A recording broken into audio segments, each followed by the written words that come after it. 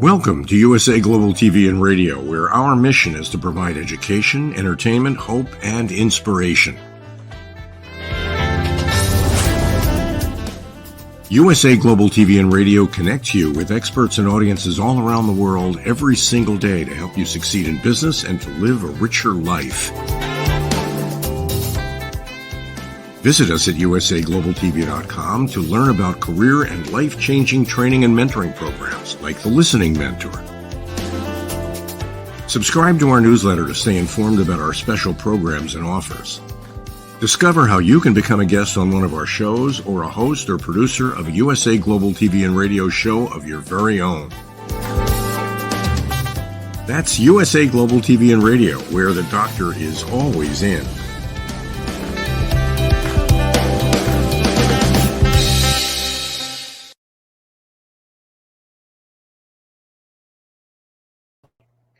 Hello, everyone. Good evening, good morning, good afternoon, good day. We are thrilled to have you. Welcome back to USA Global TV and Radio, where we proudly provide world-class education, entertainment, hope, and inspiration. It's my pleasure to be here today as the host of this show. I'm Dr. Jacalyn Kerbeck, and our show today is You as a Whole, Body, Heart, and Soul.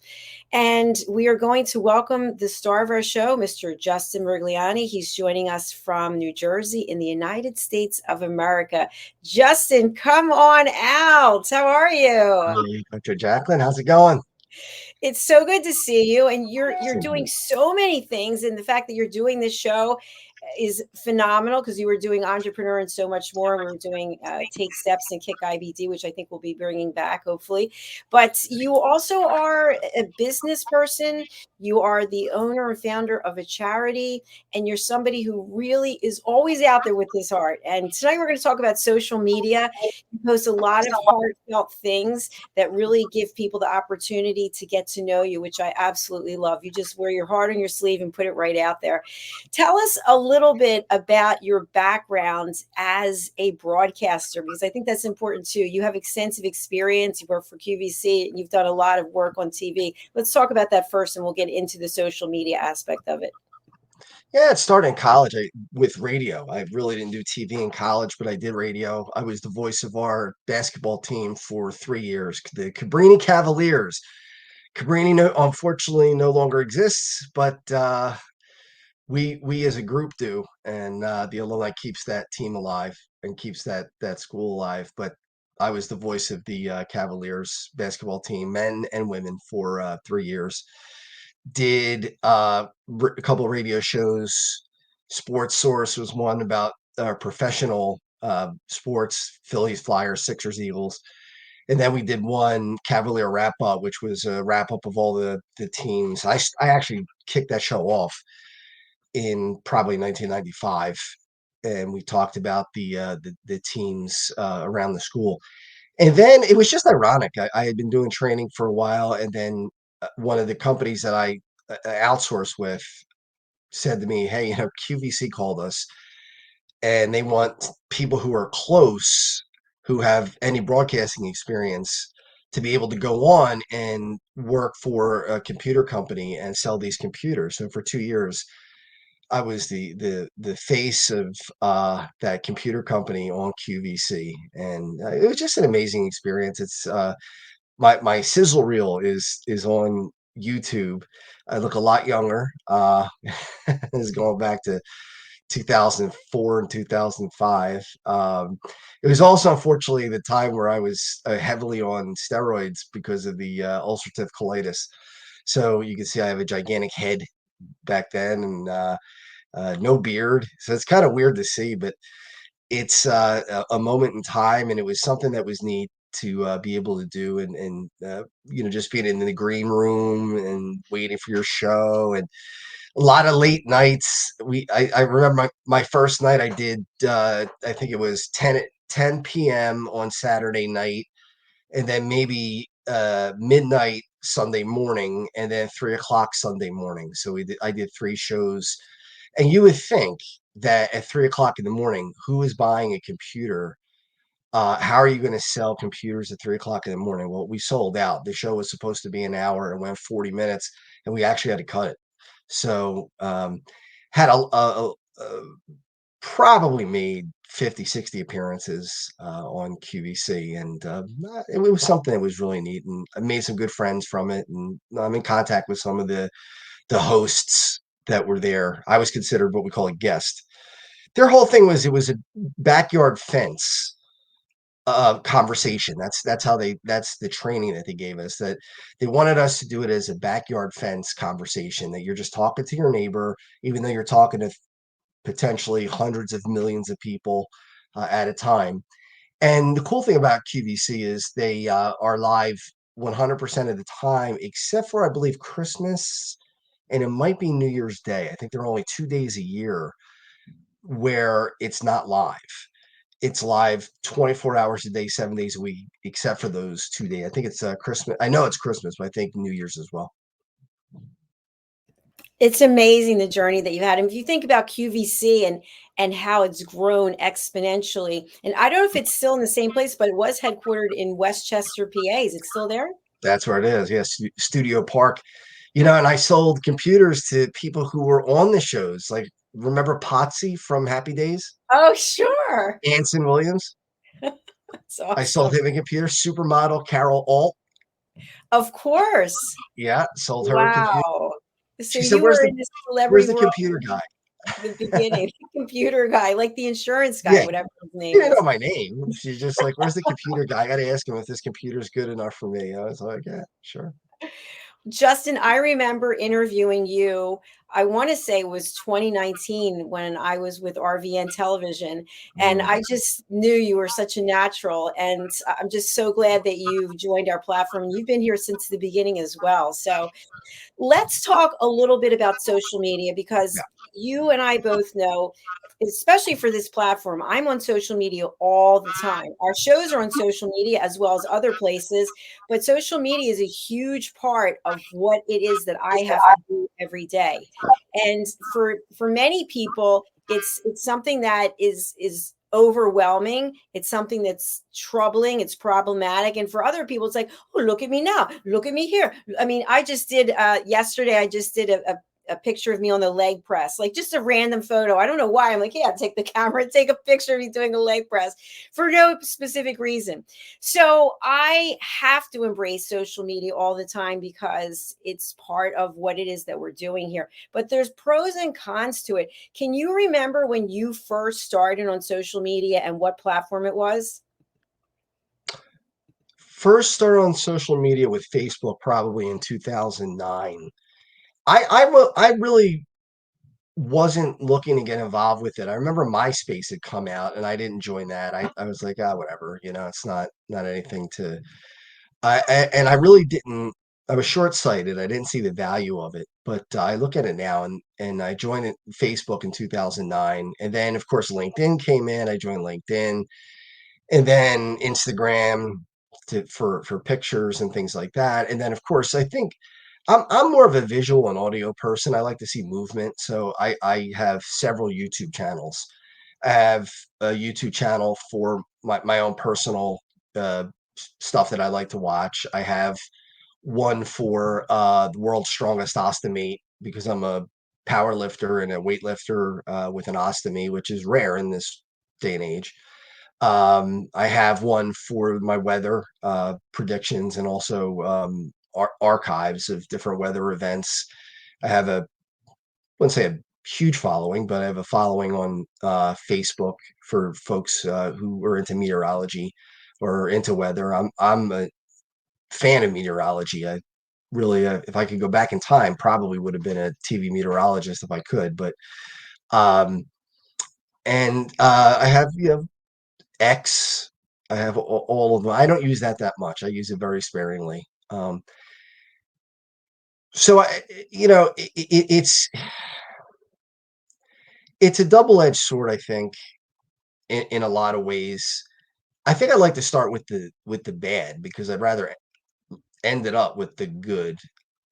The one of the things, and I've been very open about this on social media and very open about this on this platform as well, that I struggle with depression, anxiety, and OCD. And that's been that way since I was born. I mean, really, from my first memories, I can remember that. And social media has been helpful for me in some ways because it's allowed me to open up and share some of these things. And I know people might say, well, you have family and you have friends. Why don't you just share it with them? Why would you need to broadcast it to the, 1,000 people or in my case, a few thousand people? Um, it there's something about getting the aspect from somebody else who doesn't know you quite as well, or maybe people who haven't seen you in a while might see you differently than the people who see you every day. I think that that's one of the things that happen with social media. So I talked to my psychologist, and one of the things he says is to me, um, don't always, and he's right. When you look at social media and you see all the people with their happy pictures and life is wonderful and everything's going really, really well and everything's perfect. Remember, it's an illusion. It's not always really what's happening behind the scenes.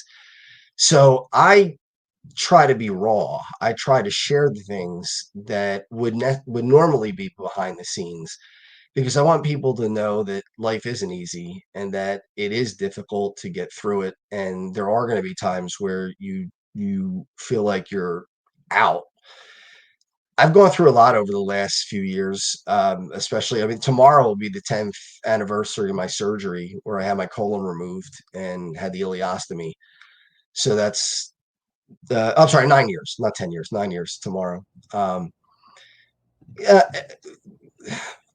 so again, to start with the bad things, the things that are a problem.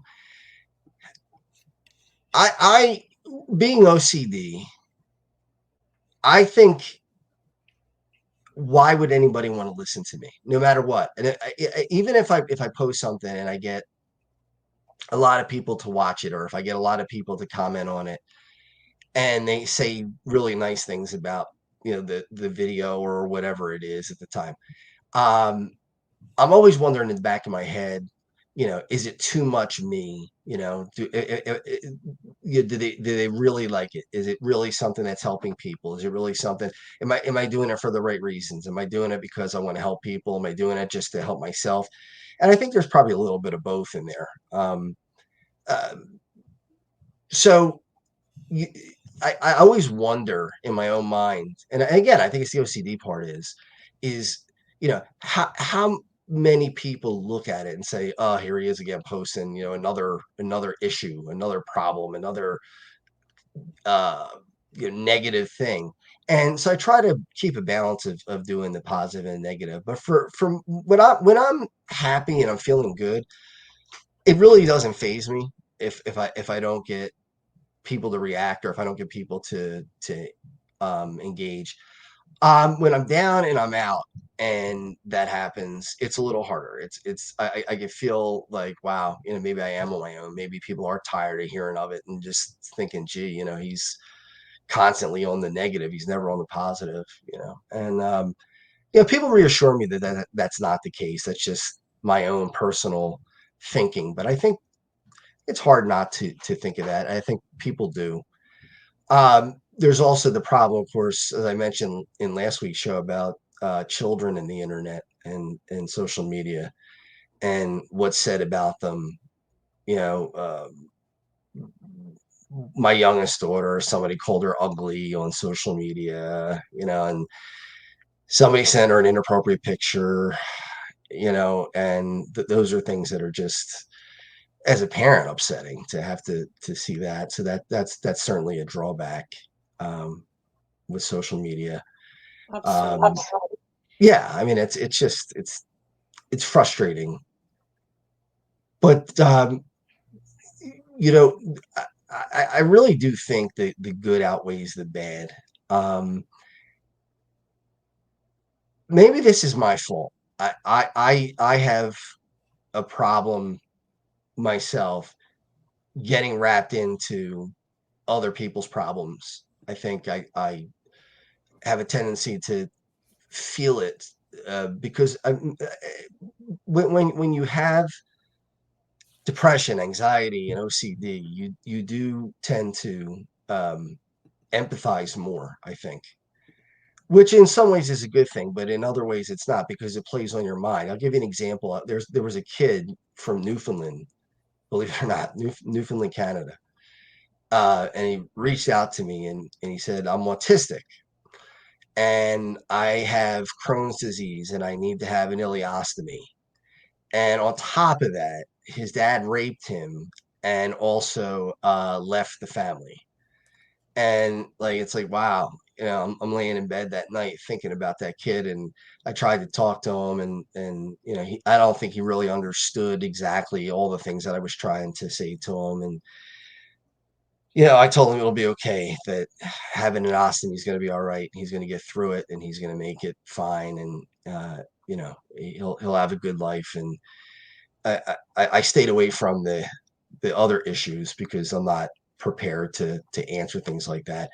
But it wears on me when things like that come up, or when friends post things that I know are painful, and it's difficult for me not to think about them and to put myself in their position.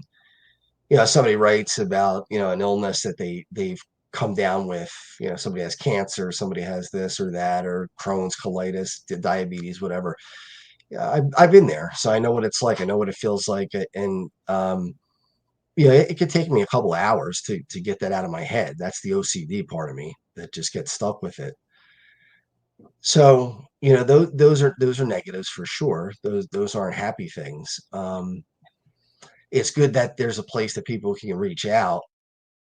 It's good that there's a place that people can try to find solace and just talk about it.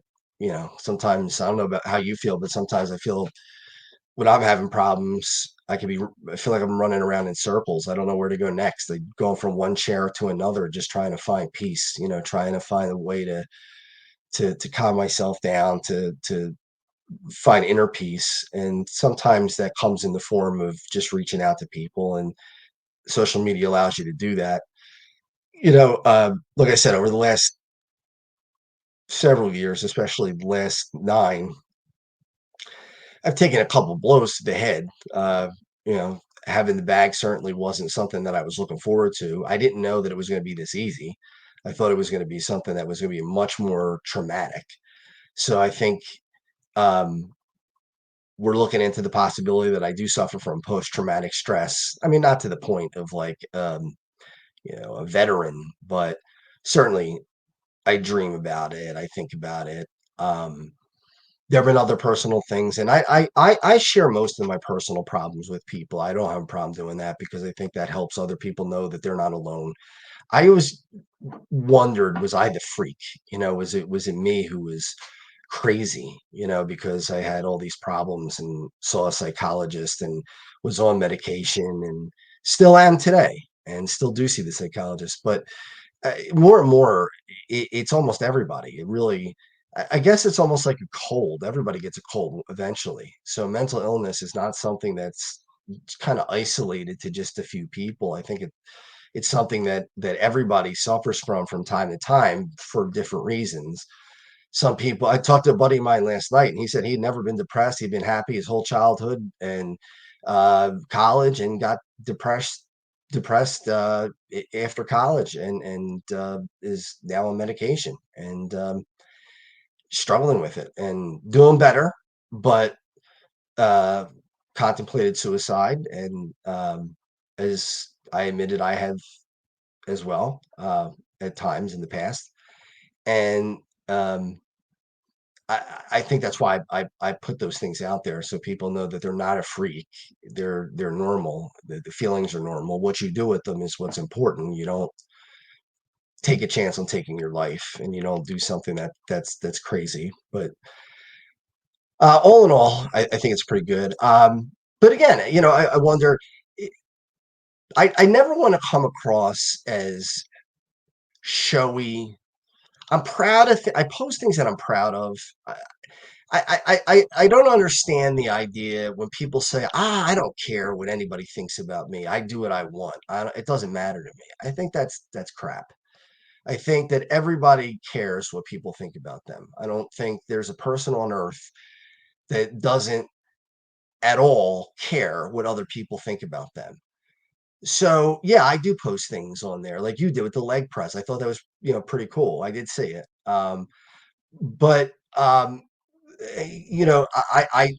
the World's Strongest Ostomy channel, I had myself bench pressing, over 325 for reps and things like that. And yeah, I'm proud of it. I mean, um, you don't want to come across as cocky, and that's, I think, one of the worries that you think, oh, gee, am I come across as being cocky or arrogant? And that's really not really why I do it. I think I want to inspire people to. I mean, do I like hearing "great job"? Sure. I mean, doesn't everybody? I mean, I think that's a pretty normal reaction. I don't think that that's out of the ordinary at all.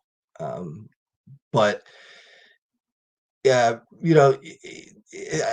I think it's a game in some ways that you have to play where you don't put up too much and saturate everything, and then you also put up enough to for people to see it. Like promoting the show is important. I mean, I have to promote the show. Now, because of some personal reasons, I haven't been using Facebook that much, LinkedIn mostly, and YouTube a little bit. But even I can't always articulate why I am not able to talk about certain things because, especially if it involves any other people, family members, friends, I'm never, ever, ever going to be somebody who's going to post other people's information or post something that I know that they wouldn't want me to post. So there are times where I, will put up something and say, I'm having a personal problem, like I did today. Actually, I said, I feel bad because I'm really into wishing everybody a happy birthday. I write really long birthday posts to everybody because I don't want to just say happy birthday. I want to write to them long enough so that I could think about them. And when I write to them, I think about like maybe something we did together or something that I remember about them or some memory that we had together, a shared moment. And um, I haven't been able to do that in September that much. I've been trying to look as much as I can, but I haven't really gone on and haven't really acknowledged much of people on Facebook. And I haven't posted much of my own stuff on Facebook either. So that part also leads to guilt and feelings of isolation that I'm struggling with now, and that's again one of the negatives. But with every negative, there are also positive things that come from it. Relationships that probably would have been lost for forever have been rekindled because of the internet. Uh, I got to visit my fourth grade girlfriend this past weekend in Connecticut. I was up in Connecticut at a weather seminar, and it sounds fun, doesn't it? It was a weather seminar that there were a lot of meteorologists and climatologists up there, and we'll get into that on another show because it's a dire situation that we're in right now. I can tell you, it was pretty chilling from what you hear from these experts. And the scary thing is it's unanimous. It's not like one or two of them dissent. It was there were about 18 or 19 panelists, and every one of them was in total agreement. So that really does kind of give you pause. But in any event, I was up in Connecticut, and the girl that I was my girlfriend in fourth grade. She lives in Connecticut, and I haven't seen her in a long, long time since the 90s. And I was able to drive down and meet her and her family, her husband and her two kids, and it was really, really neat. And one of the things that I think that we have lost because of the internet is the importance of physical connection, personal connection.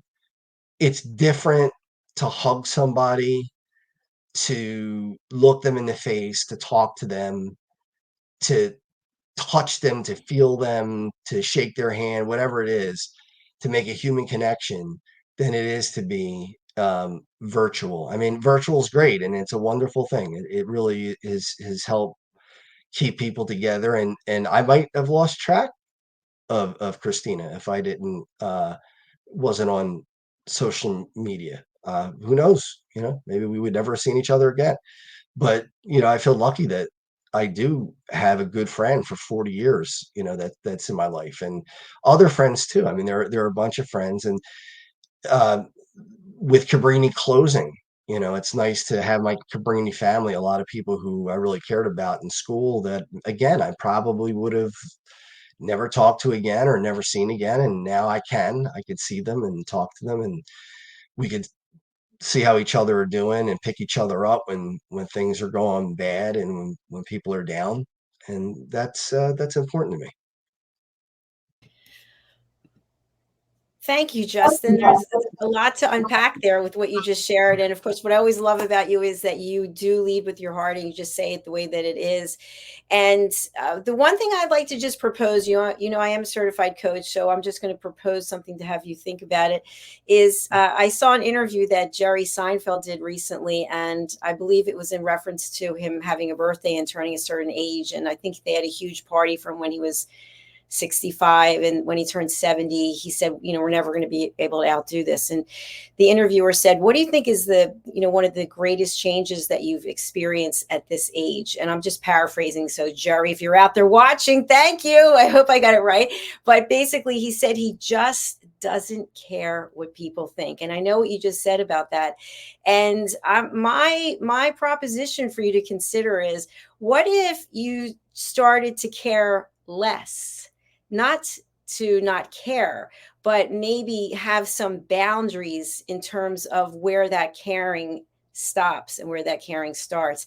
And I'll give you an example. So social media has really changed my life in a lot of ways, because I'm now connected with people from all over the world. We have team members literally from all over the world.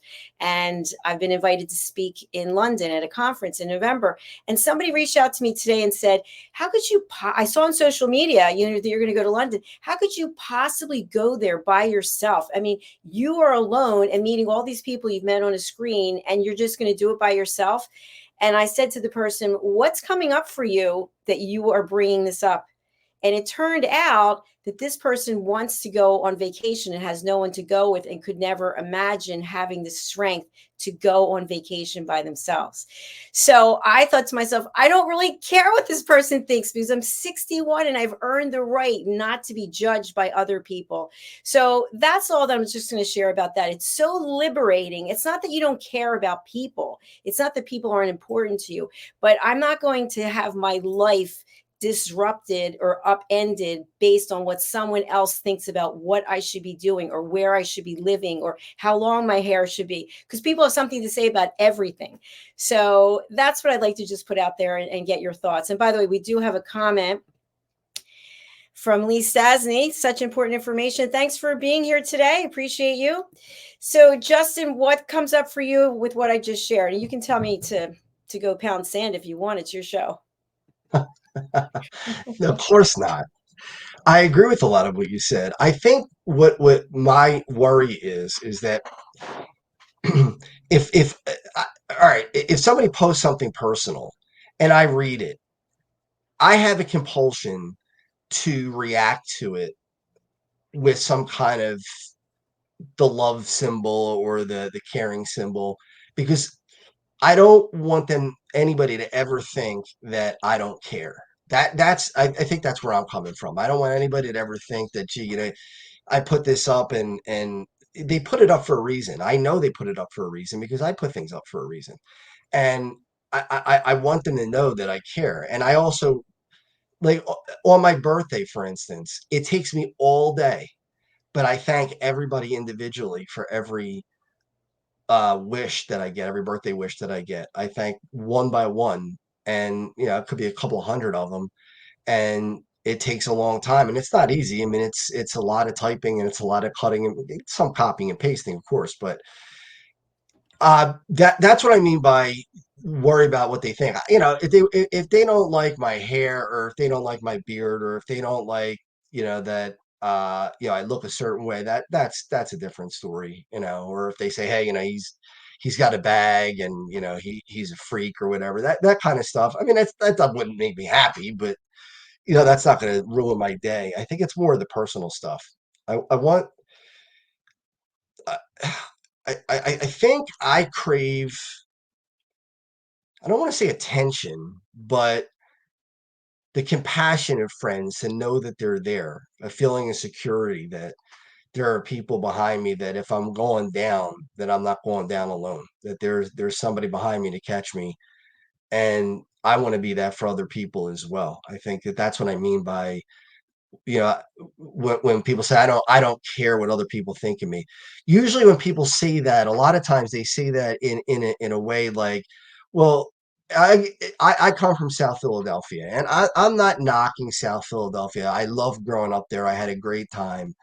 I know I have a lot of great friends from South Philly, and most of the people are wonderful people, but there is a certain amount of prejudice that is there, um, especially racial prejudice that I know neighbors had expressed. And one of the things that they'll say to you is, if I would say to them, well, listen, first of all, it wasn't right 40 years ago. It's still wrong today. It's even more wrong today because we're smarter, we're more evolved. And then their answer might be, well, that's how I grew up. I don't care what people think, like, you don't have the right, in my opinion, to just be and do whatever you want. And no matter what it does to other people, and then expect them to not be offended. Or, people say, oh, I don't care if I offend anybody. Well, why would you not care? Why would you, why would it be your goal to offend people? Why would you want to offend people? I'm not saying you going on a trip by yourself. Of course, I mean, that's if somebody thinks that's weird, then they think that's weird.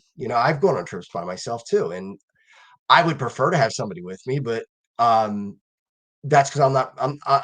That's just my preference. But if I'm alone, I could still enjoy myself.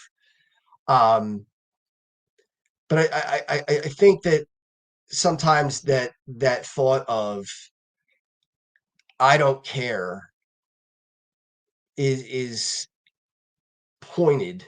It's something that people say in a way that's like, well, that's their problem. Like, if somebody's offended, well, that's on them. Well, not really. I mean, some things are offensive, and they're always offensive, whether it's not the other person's problem.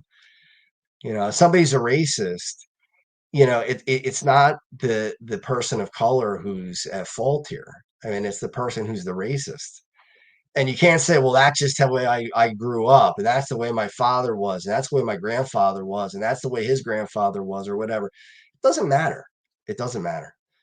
You have to look at what life really is, and say, what's right and what's wrong.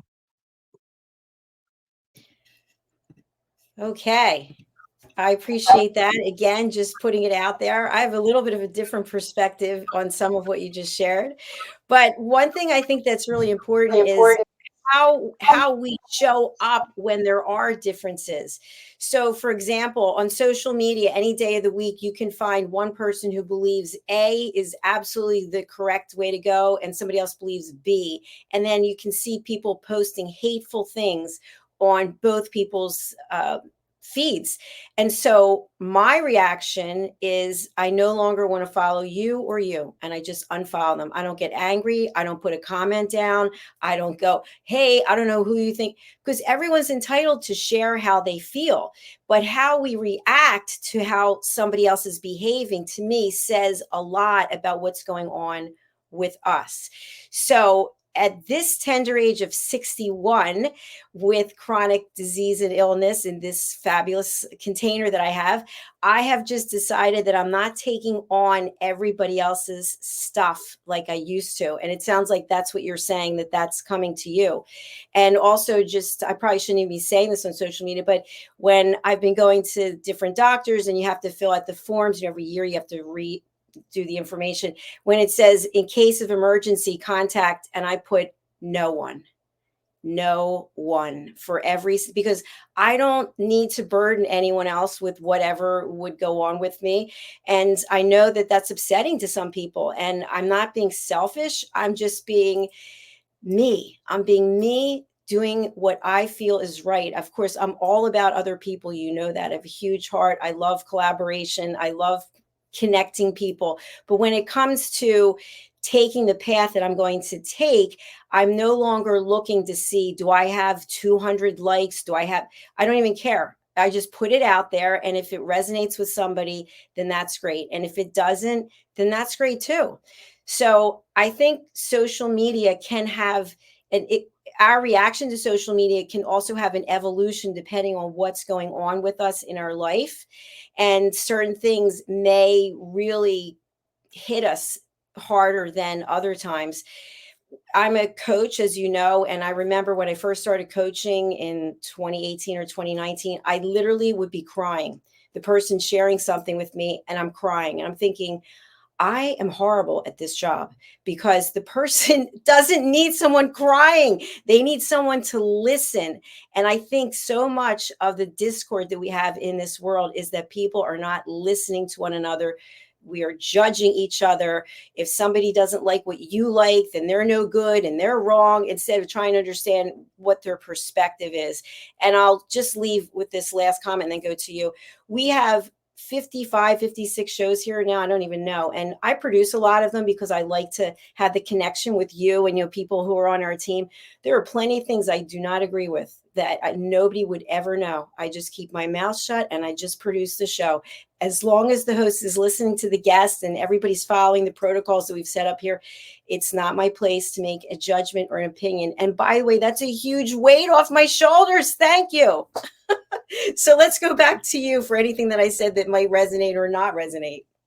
No, it does resonate because I have, as I've gotten older, I'm 49, so I'm closing in on 50 in December, and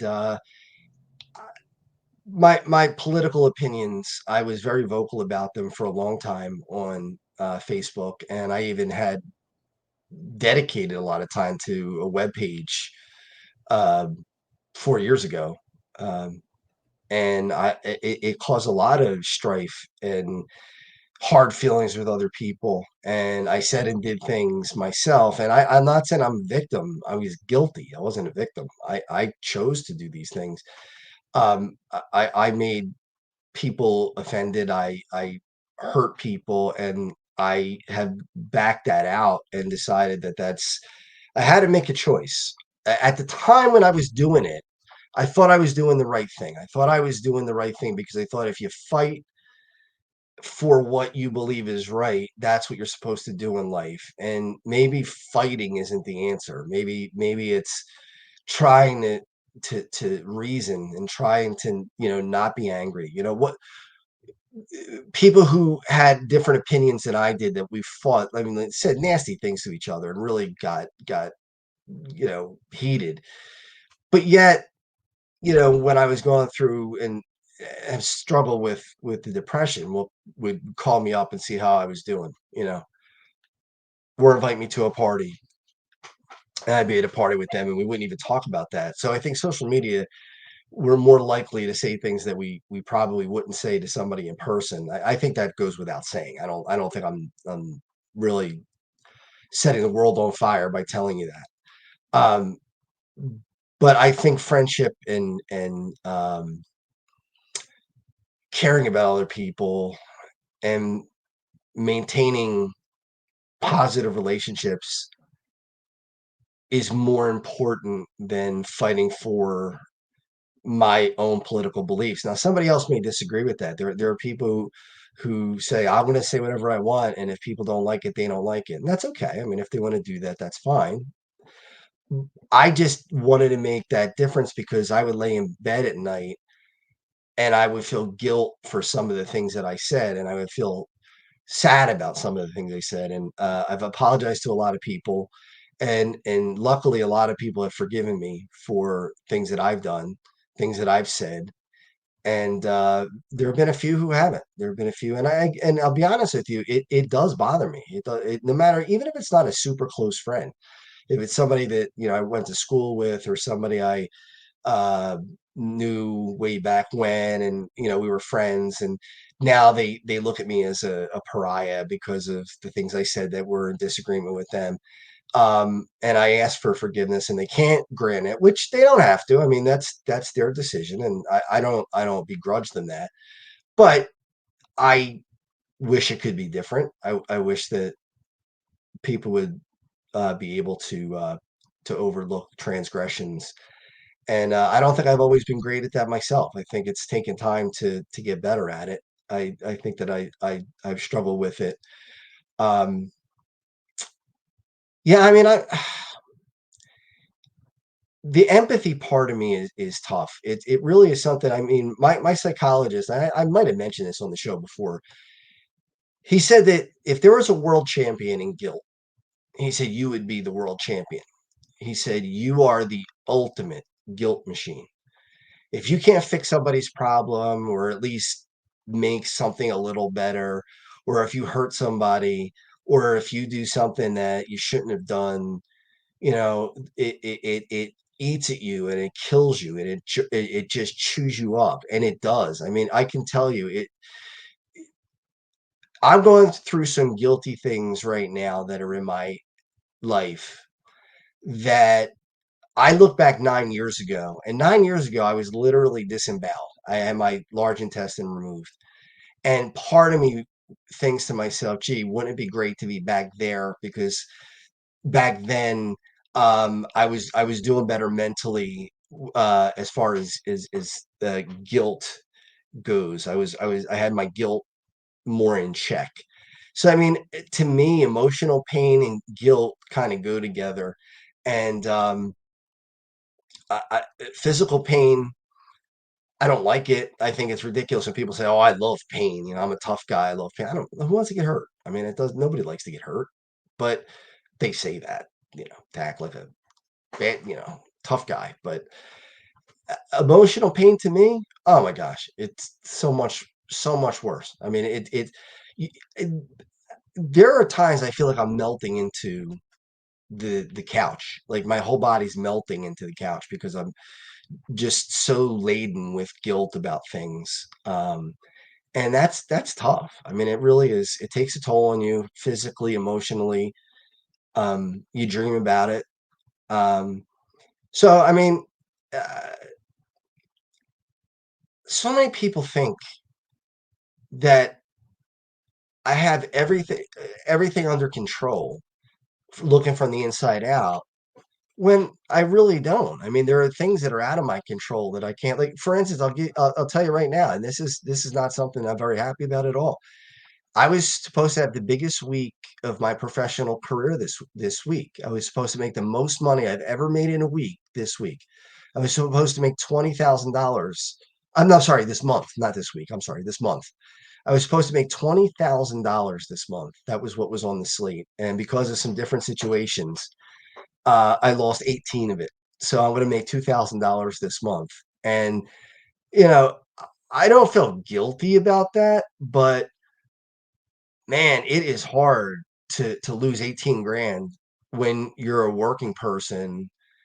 It's a six-figure business, yeah, but I'd like it to grow. I mean, I would like to get to a quarter of a million. I'd like to get the half a million. And when you lose $18,000 in a week, in a month, that sets you back. So things like that depress me. They get me down. I question myself as a business person. Am I a really good business person? Am I really worth it? And again, guilt of things. I exploded at my youngest daughter, she brought a $38 bottle of perfume. Why she has a $38 bottle of perfume at 13 years old, I don't know. I mean, we must be crazy, but she wanted it. She bought it. She used her own money, and then at school, it really frustrates me. But people steal, and she's had a lot of stuff stolen from her. And somebody took the bottle, and she lost $38 bottle of perfume. And she came home just crying, screaming, and having a fit, and going crazy.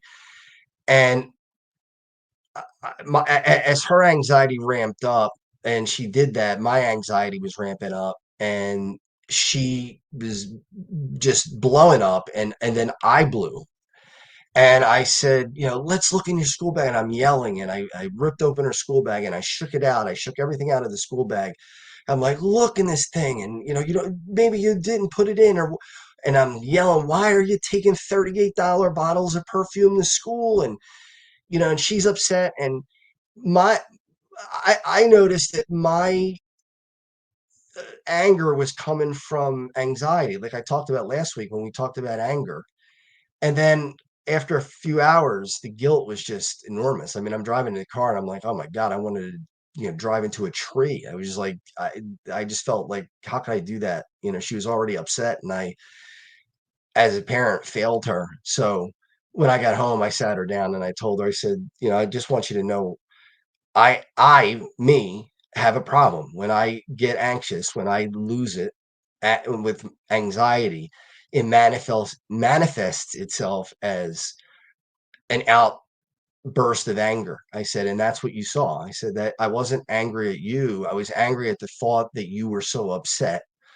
And the more upset you got, the more anxious it made me. And I wound up doing something that, being over the top. Now, did I hit her? No. I mean, was I physically abusive? No. Was I mentally abusive? No. But I was overly angry. Um, so, I look on social media, and I see things that I've said, and I justified it with, well, my position's right, that righteous justification. And then I look back and say, man, why did I say that? Why didn't I think about that first before I did it? And just like this past week with the perfume. Justin, my heart goes out to you. I know you always have the best of intentions, and we're actually out of time. But what I want to share is just a repeat of what I said earlier, and hopefully this will help someone out there. Is how we respond to a situation, how we respond. In other words, if there's a fire burning and we throw fuel in the fire, it's just going to get higher and higher and higher. And so we're so used to doing that. Somebody says something that we don't like or that upsets us, and we come back with, we're being defensive or offensive. And instead, imagine being a brick wall. Someone's upset. They're saying what they're upset about, and you just listen. Listen without judgment, listen without providing a solution. And it's a difficult thing to do. I know I work on it every day, and I still have more work to do. But what I found is I'm really leading my life wanting to be healthy, knowing I have illnesses, and knowing that stress doesn't help any of it. So how is it possible to have a less drama in our lives by being a brick wall and by listening and not helping the fire grow higher? So I hope that helps somebody out there. I don't know. And Justin, we are going to be back next week, but tell people, how can they reach out to you? And also, before we go, we're going to be running a special clip that we have, and tell us about that as well. Yeah. So you can reach me at Justin@checkmatescharity.com, or Justin at Just For You, JustForYoutC.com. My cell number is 610-324-5545. So you can call me. You can see me I'm on almost all social media, Facebook. Although I haven't been checking it much, as we said earlier, LinkedIn, YouTube. You can find me there. You can find me on Instagram. And what we're doing is we have a really star-studded event coming up in August 23rd, 2025. It's going to be an NHL celebrity hockey game. We have some major NHL stars, provided their schedules work out. I mean, that's the one thing that is always an unknown when you're working with people of high profile. Is, you know, things can change dramatically, especially if they're coaching in the NHL. But Mark Recchi, former Flyer, great, will be there. Possibly Rod Brindamore, Kevin Dineen, Brian Propp, who's a friend of mine, Chris Terrian, who's a friend of mine. Good people, solid people, people who really are wonderful to help us raise money for Rolf Benershka, his charity, which helps people with an ostomy.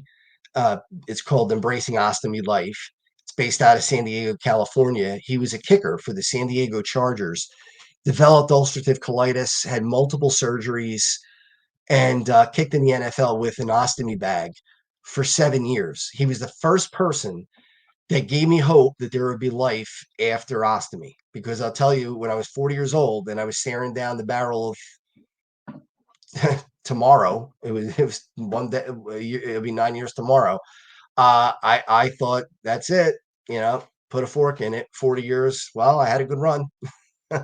But when I thought about Rolf and that fact that he could kick in the NFL, it gave me hope. And he's going to be there hopefully, and the money will go there. The money's also going to go to CHOP, Children's Hospital of Philadelphia, to their inflammatory bowel disease and GI department, because I know of an infant who was born with inflammatory bowel disease, and I said, not on my watch. This stuff's not going to happen. I can't do anything scientifically. I'm not a doctor. I don't have the answers, but I sure as hell can raise money and awareness. And, you know, I've been blessed enough to have contacts with some high profile people. A lot of that's luck. It's not me bragging or name dropping. It's, you know, it fell into place. I think divine intervention might be part of it, in my opinion. And we're gonna August 23rd, 2025, have that big game, and then a party afterwards, open bar for 2 hours. It's all in Pennsylvania. Aston, Pennsylvania is the hockey game, and then Havertown at the Yard Pub, we're gonna have the party. Open bar for 2 hours, and then a buffet, and the players will sign. And I've done this before. This isn't our first rodeo, and this one's the biggest and the best that we've ever had planned. It's just going to be amazing. And if you're a hockey fan in the area, or even if you're not that close, if you can take the drive, it'll be well worth it. Come and meet these guys, and you know, just let's celebrate life. The rink. I keep saying on social media that the rink holds 1,000 and the restaurant holds 700, and I want 1,000 hugs at the rink and I want 700 hugs at the restaurant. And in order for that to happen, I need you to come and buy tickets and be a part of it, or volunteer, and then you don't have to buy a ticket. So please be a part of that. Thank you, Justin. We're going to show that clip. I want to end with just a compliment to you. As you know, I think it was last week, I told you in the middle of the night, I was on Instagram and I saw this doctor had put together this video. I'm not going to say his name, but I started watching it a few times, and it's about gut health. And finally, I thought, you know what, I'm just going to watch the whole thing. I know it's going to be long. I would get like 3 minutes in, then 5. So I watched the entire thing. And then at the end, I thought, you know what, maybe these supplements are what I need. So this is about social media, right? Seeing something on social media. So not only did I order one bottle, but I ordered 3 others, because act now and get this special pricing. And so I happened to mention it to you after I already received it. And you gave me a completely different perspective and turned me on to another YouTube channel where they actually review this doctor. And so I ended up getting a credit, because I checked with my own doctor and he said, no, you shouldn't be taking that. So the point is, there was something positive that came out of social media. And so I just want to thank you for that, because if it weren't for you giving me that guidance, I'd be taking this stuff that I don't even know what it is, and I'd have more money out of pocket. So Well, I'm glad I could help. I know it's the problem with the internet, of course, is that people can put up whatever they want. They can say whatever they want. There's no jurisdiction. So Very true. It's a very convincing video for I'm sure there are people out there who have watched this doctrine about gut health. So we're going to watch your clip right now, and then we'll be back next week. So thank you to everyone who's watching or listening. All of our shows also become podcasts. So if you're not able to watch them live, you can watch them on the replay. You can go to our YouTube channels. You can go to Roku. You can go to Zizzle. You can go to Amazon. Some of our shows are on E360 TV, and you can also listen to them on Spotify as well as other podcast platforms. All right, let's take a look.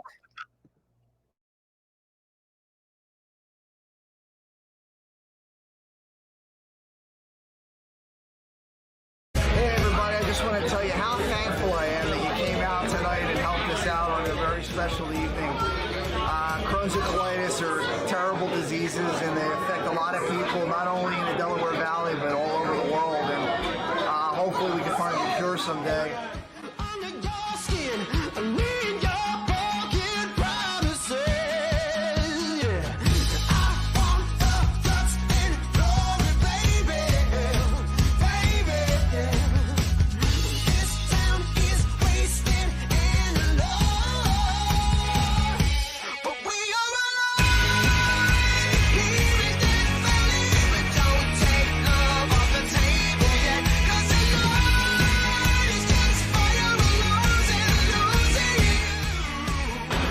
Nolan here with you at the Checkmates versus the Flyers alumni. We had a great time this afternoon. Game was close, and we're all here for Checkmates Charities, which is the real reason that everybody's here, not only the players, but all the fans that were here. It was a great day, and we're really happy to be here.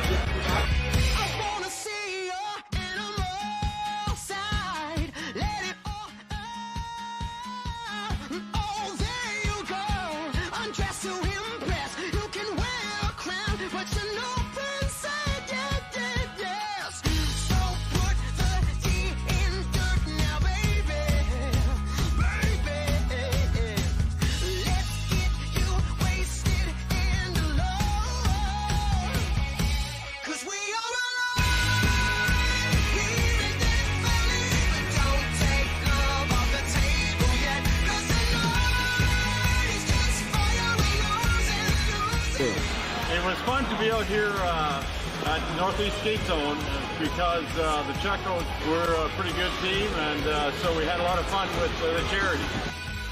And it was good because they took it easy on us old guys. So we had a good time. So anytime you can do something for charity, and I know a couple guys on the other team, and just be on the rink, we all go have fun. Good times go.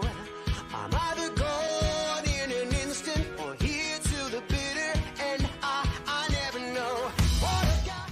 I want to thank my family for all that they did to help me get through this, and there's a lot of planning that gets to get done. It has to get done. I want to thank Nick's Roast Beef and Cotton Avenue for all they've done, Dr. Prieto for saving my life, and finding the disease and treating me for so long, and the Flyers organization for all they do to help us raise money every year. So thank you.